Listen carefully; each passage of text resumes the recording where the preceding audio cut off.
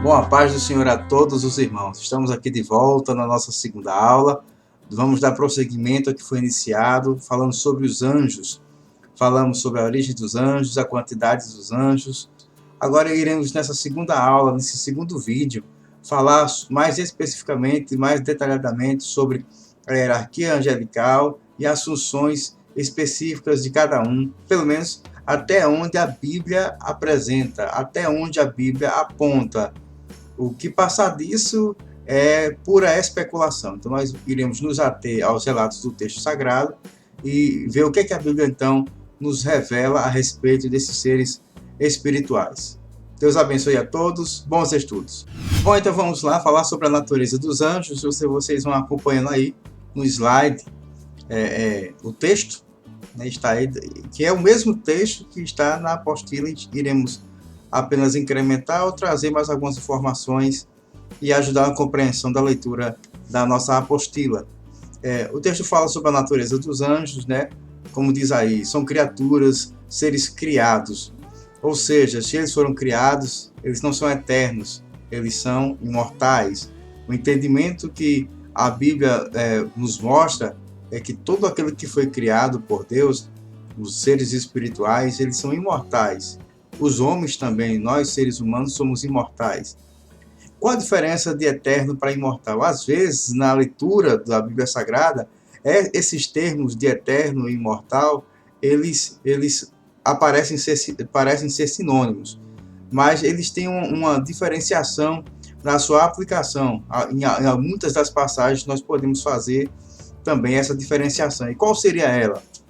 A palavra eterno é aquilo que não teve começo, não teve origem e nunca terá fim. Portanto, só Deus é eterno. Mas nós fomos criados, nós tivemos uma origem. Nós não teremos fim. Ou seja, imortal só se aplica a todos os seres que foram criados. Seres, no caso, angelicais, os seres angelicais e o ser humano, feito à imagem e semelhança de Deus. De forma que imortal se aplica aos seres espirituais, né? Só reforçando esse entendimento. Então, os anjos, eles nunca terão fim. Foram criados, tiveram início, mas nunca terão fim. Da mesma forma, os demônios, que serão lançados junto com o diabo e seus anjos, né, e os ímpios no lago de fogo, eles serão atormentados eternamente, porém não serão destruídos. Nós encontramos aí no meio cristão alguns ensinamentos dizendo que o lago de fogo, as almas dos ímpios e os demônios serão destruídos, sofrerão, mas serão destruídos logo após o sofrimento. Mas não é isso que nós entendemos pelo conjunto de informações que temos na Bíblia Sagrada, apontam para uma alma imortal, como também os espíritos são imortais, no caso, os seres espirituais.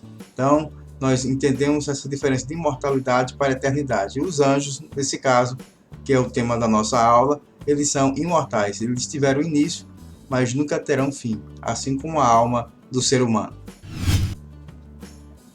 Prosseguindo aqui na lição, na nossa apostila, diz assim: não conhecemos a época exata da sua criação, porém sabemos que antes que aparecesse o homem, já eles existiam há muito tempo, né? Falei na primeira aula que os anjos foram criados antes de Deus criar o mundo e os seres humanos.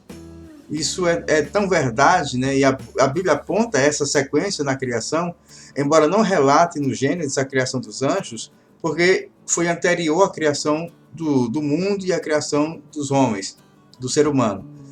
Nós vemos isso no episódio da tentação, em Gênesis 3, onde Satanás já se apresenta ali. Então, já existia a personificação do mal na figura do diabo.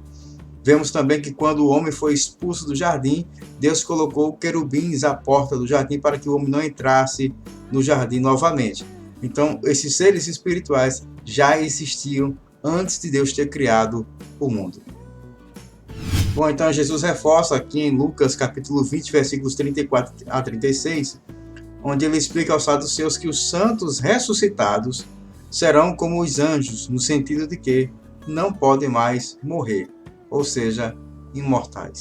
Bom, sobre a quantidade de anjos, As escrituras ensinam que o seu número é muito grande, milhares de milhares o serviam e milhões de milhões. Daniel capítulo 7, versículo 10. Mais de 12 legiões de anjos, Mateus 26 e 53. Vale salientar que essa palavra legião é uma palavra de origem latina, que o escritor em Mateus, ao registrar, pega emprestado do latim essa palavra legião, que compreendia um exército romano, a quantidade de 6.000 homens. Temos também Lucas 2,13, multidões de exércitos celestiais, Hebreus 12, 22, e há muitos milhares de anjos. Portanto, o seu Criador é mestre, e mestre é descrito como o Senhor dos exércitos. Vale salientar que a interpretação que se tem da rebelião dos demônios, né, de Lúcifer com seus seguidores contra Deus lá no céu, a rebelião que ele fez contra Deus, ele só levou 1/3 parte dos anjos com ele. Ou seja, 2/3 ainda ficaram fiéis ao Senhor. Então a quantidade de anjos ao nosso favor é muito maior do que a quantidade de demônios. Mas a Bíblia não especifica a quantidade, mas que são milhares de milhares. Bom, os anjos são sempre descritos como varões, porém na realidade eles não têm sexo, não propagam a sua espécie. Como foi dito na nossa primeira aula, os anjos, é a mesma quantidade de anjos que existem hoje, é a mesma do início da criação. Eles não aumentam e nem diminuem, eles são imortais, nós aprendemos agora. De forma que a quantidade de anjos fiéis ao Senhor são as mesmas e a quantidade de demônios também são as mesmas. Não tem sexo, não procriam. Existe uma heresia, né, muito propagada aí nas redes sociais a respeito, né, de Gênesis 6, onde os filhos de Deus se relacionaram com as filhas dos homens. Só que aquela interpretação não se refere a anjos, porque anjos não têm sexo e nem podem tomar forma humana e procriar. Eles não têm semente para isso. A interpretação correta da passagem é que os filhos de Deus se referem à linhagem de Adão e à linhagem de Sem, filho de Adão. Porque Abel morreu, Caim se desviou da presença e ficou apenas Sem, o terceiro filho de Adão, para dar prosseguimento à linhagem. E essa linhagem é chamada da linhagem dos filhos de Deus. A linhagem de Caim, que continuou vivo, é chamada de filhos dos homens, a linhagem de Caim e seus descendentes. Mas houve um período, durante o passar dos anos, que a linhagem de Sem se misturou com a linhagem de Caim. Daí nós temos então essa interpretação que os filhos de Deus se envolveram e se relacionaram com os filhos dos homens. Misturou uma linhagem santa e pura com a linhagem impura de um rebelde, de um assassino, que era a linhagem de Caim. Essa é a interpretação correta, porque nós entendemos pela palavra de Deus, conforme Lucas 20, 34 e 35, que lá no céu não há casamento, que seremos como os anjos, porque os anjos não se relacionam, são assexuados, não possuem sexo e nem podem procriar. Sobre a classificação dos anjos, a ordem é a primeira das leis do céu. O céu é um lugar de ordem. É uma coisa bem interessante, porque muitos pensam que lá no céu é tipo baderna e bagunça. No mundo espiritual, as coisas funcionam de forma organizada, até mesmo no inferno. Jesus ele fala para os seus ouvintes que se um reino dividido não pode subsistir, eles não podem lutar entre si e permanecer, porque ele se autodestruiria. Quando acusaram Jesus de que ele expulsava os demônios porque ele era o príncipe dos demônios, Jesus ensina esse princípio da ordem, da organização, mostrando que até no inferno tem ordem para se funcionar. Quanto mais no céu. Então, certamente os seres angelicais possuem uma organização. Deus estabeleceu uma organização para que as coisas funcionassem. É de se esperar que os anjos estejam classificados segundo o seu posto e atividade. Tal classificação é implícita em 1 Pedro, capítulo 3, versículo 22, onde temos os anjos, as autoridades e as potências, uma certa organização quando o texto apresenta esses termos. Veja também Colossenses 1,16 e Efésios 1, 20 e 21. A maneira pela qual o anjo do Senhor é descrita distingue-o de qualquer outro anjo. Veja aí Êxodo 23, versículos 20 ao 23. É-lhe atribuído o poder de perdoar ou reter pecados. Conforme diz o Antigo Testamento, o nome de Deus está nele. Êxodo 32, 34 se diz: meu anjo irá adiante de ti. Em Êxodo 33, 14, há esta variação. Minha presença, literalmente, meu rosto, irá contigo para te fazer descansar. As duas expressões são combinadas em Isaías 63, 9. Em toda a angústia deles foi ele angustiado, e o anjo da sua face os salvou. Essa expressão, anjo do Senhor, em passagens que foram citadas há pouco, como também o anjo do Senhor se acampa ao redor dos que o temem e os livra, é mais do que a presença de um anjo comum, normal. Esse anjo do Senhor que o texto fala é o próprio Jesus, que está conosco. Então, em muitas das passagens onde nós vemos anjos recebendo adoração, ou esta expressão, anjo do Senhor, é a manifestação, a gente chama de teofania, onde Jesus aparece, e outras das vezes se referindo a ele, não que ele esteja presente, mas se referindo, apontando para ele. O episódio mais comum é dos 3 anjos que foram visitar Abraão. E os anjos estavam de forma humana, não estavam na sua forma real. Encontramos esse episódio onde Abraão recebe essa visita e 3 daqueles homens foram anunciar, os anjos foram anunciar a Abraão a destruição de Sodoma e Gomorra. Abraão então recebe-os em casa, dá comida para eles e lava os pés dele e eles lá participam daquele banquete. Só que dos 3, um sonda o coração de Sara.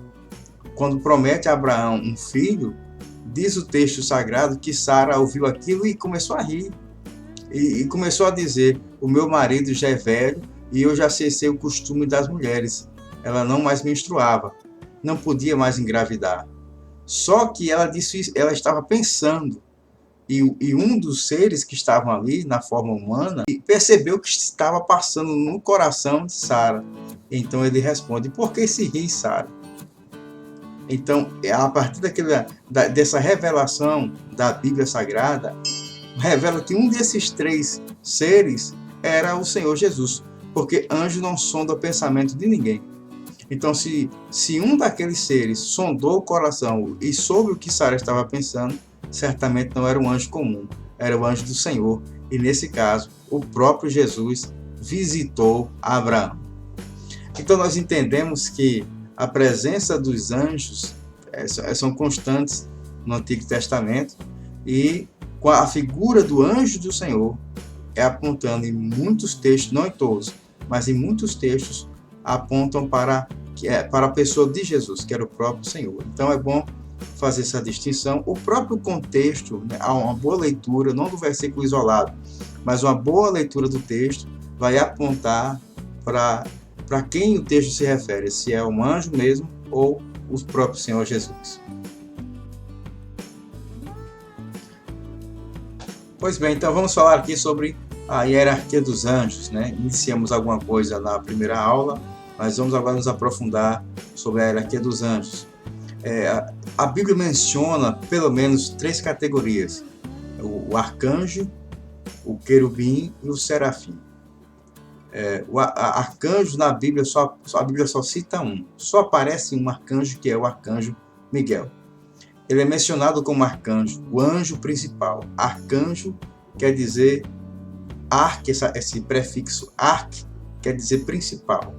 Então, arcanjo, esse arque se refere a um anjo principal.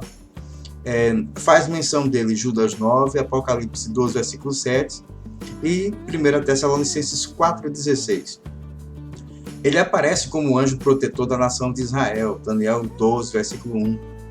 A maneira pela qual Gabriel é mencionado também indica que ele é uma classe muito elevada. Ele está diante da presença de Deus, e a ele são confiadas mensagens de elevada importância, com relação ao reino de Deus.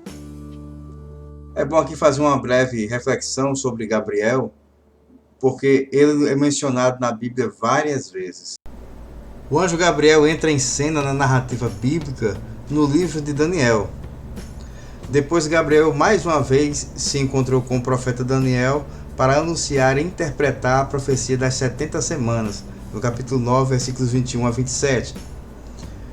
Praticamente 500 anos depois de ter aparecido ao profeta Daniel, o anjo Gabriel foi enviado à cidade de Jerusalém para anunciar o nascimento de João Batista ao sacerdote Zacarias, seu pai. Lucas 1, versículos 11 e 12. Nessa mesma época, ele também foi até Nazaré da Galileia para anunciar a Maria o nascimento miraculoso de Jesus por obra e graça do Espírito Santo. Alguns intérpretes sugerem que talvez também tenha sido ele quem falou em sonho com José, tranquilizando-lhe o coração acerca da concepção de Jesus, conforme Mateus 1, versículos 20 ao 25. Mas o texto bíblico não revela o nome desse anjo. Por isso, nada pode ser afirmado nesse sentido. O que são querubins? Parecem ser de uma classe elevada de anjos relacionados com os propósitos retributivos. Gênesis 3, versículo 24, que nós mencionamos há pouco, quando Adão é expulso mais Eva do jardim, Deus colocou querubins para guardar. Êxodo 25, 22, também Deus são redentores de Deus para com o homem. Eles são descritos como tendo os rostos de leão, de homem, de boi e de águia. E isto sugere que representam a perfeição de criaturas, força de leão, inteligência de homem, rapidez de águia e serviço semelhante ao que foi ao boi que presta. A palavra serafins, é pouco mencionada na Bíblia. Na realidade, só um capítulo do livro do profeta Isaías menciona a existência desses seres. São mencionados em Isaías 6 e pouco sabemos acerca dele. Certo escritor crê que eles constituem a ordem mais elevada de anjos e que a característica que os distingue é de um ardente amor a Deus. A palavra serafim significa literalmente ardentes. Ardentes. Esse é o significado da palavra literalmente. É de chamar nossa atenção a existência desses seres, que isso é mencionado na visão de Isaías, Isaías capítulo 6, que eles estão diante do trono de Deus. O salmista fala que Deus habita em luz inacessível, ou seja, somente esses seres estão ali adorando a Deus. E o ambiente é tão sagrado e a santidade de Deus é tamanha que nem esses seres espirituais, santos, contemplam a Deus rosto a rosto. Nos diz na visão de Isaías que com duas asas cobriam o rosto, revelando reverência. Com duas asas voavam e com duas cobriam os pés. Então eram seres que na visão, é uma visão, não era literal, é uma visão, mas que nesta visão eles possuíam 6 asas e que não contemplavam, não ousavam contemplar a santidade do nosso Deus. Tremendo, né? E é a única passagem que faz referência a esses seres. Bom, sobre o caráter dos anjos, nós podemos destacar 2 coisas. Eles são obedientes e são reverentes.